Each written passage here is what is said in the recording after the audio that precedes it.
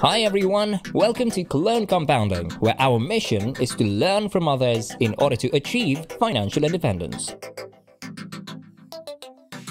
In today's video, we'll be looking at the 10 key principles that are part of Guy Spier's mission, values, and goals. Guy Spier is a well-known value investor and managing partner of Aquamarine Fund. He's also the author of The Education of a Value Investor and an ardent disciple of Warren Buffett and Charlie Munger and their style of investing. In 2008, he, along with Monish Prabhai, won the lunch auction with Warren Buffett for $650,000. According to Guy, that experience transformed him into a true value investor. Guy runs Aquamarine Fund, and over the years, he has adopted 24 key principles that drive his investment approach and philosophy. You can find these principles in the annual report of Aquamarine Fund. We'll be looking at some selected principles from this list. Before we start, if you're interested in this topic, please smash that like button so others can find this video as well. Now, let's dive into the 10 key principles that drive Guy Spier's investment approach. Number 1. Harness the miracle of compounding. The first principle reinforces the power of compounding over a long period and what it can do to your portfolio. Guy, just like Charlie Munger, believes the first rule of compounding is to never interrupt it unnecessarily. Number 2. Don't lose money. The second principle carries the clear message that it's most important to preserve capital and to avoid capital loss.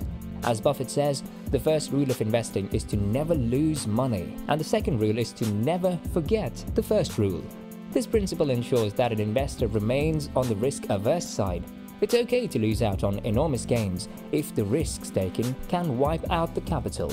So, unlike in baseball, in investing, there are no called strikes, so you can stay on the pitch without swinging for as long as you want. Number 3. Avoid leverage.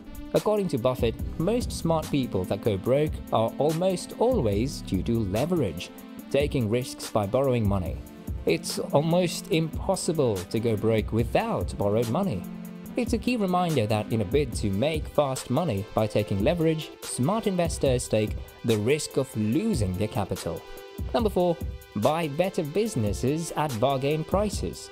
Guy notes that it's not just about identifying great businesses, but it's about identifying mispriced businesses.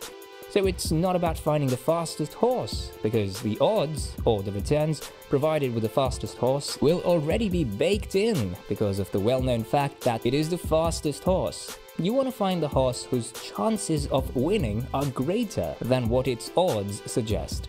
Number 5. Make the market my servant, not my master. As Ben Graham suggested, Mr. Market is a manic, depressive person, and not only does it act irrationally, but it can also make smart investors act irrationally as well. So the aim must be to make Mr. Market work for you, instead of you being forced to react to Mr. Market's whims. Constant news feeds, daily price movements distract from the bigger picture of long-term wealth creation. Guy also talks about another rule that he has. He does not buy or sell during market hours. He will only place the order after market lows. This acts as a circuit breaker for him. Number 6. Act counter-cyclically. This principle starts by assuming that, for the most part, markets are cyclical. Guy says that while it's easy to say buy when others are fearful and sell when others are greedy, it's very hard to do it in practice due to the strong psychological forces that are at play. He has made a rule for himself that when the markets are euphoric, he will aim to reduce his risk and make his portfolio more diverse because he knows that the downside is very likely to come. Number 7. Use a checklist. Checklist, although a simple tool, has been proven to be significantly important in avoiding bad decisions. Our minds run for shortcuts during times of high emotions, such as market crashes or market bull runs, and during these times, even smart investors act irrationally. Checklists act as circuit breakers. Guy uses checklists not only for new investments, but also for reviewing existing investments. Number 8. Rub my nose in my mistake. Guy shares that even after having a checklist and having these key principles to guide him, he knows that there will be mistakes. That is just the nature of investing business. What is important is that when we make mistakes, we should study and learn from it. Mistakes make us humble, and understanding why or how we made it will make us better investors. Number 9, don't just predict the rain, build an ark. As Warren Buffett suggests, it's not predicting the rain that counts, it's building the ark. This principle is about being ready for unforeseen situations. Guy talks about how an investor needs to think about various possible scenarios, including the worst possible outcomes from an investment, and being prepared for it. He gives an example of a company in his portfolio that went bankrupt when the price of the key commodity being produced by the company halved. He wasn't fully prepared for such an event. Number 10, everything changes. This principle is the latest addition to his list, and it is an important reminder that nothing is permanent. Investments that seem safe today disappear tomorrow. Companies that seem giants today can be replaced by new disruptive players. Countries that seem stable today can experience instability like never before.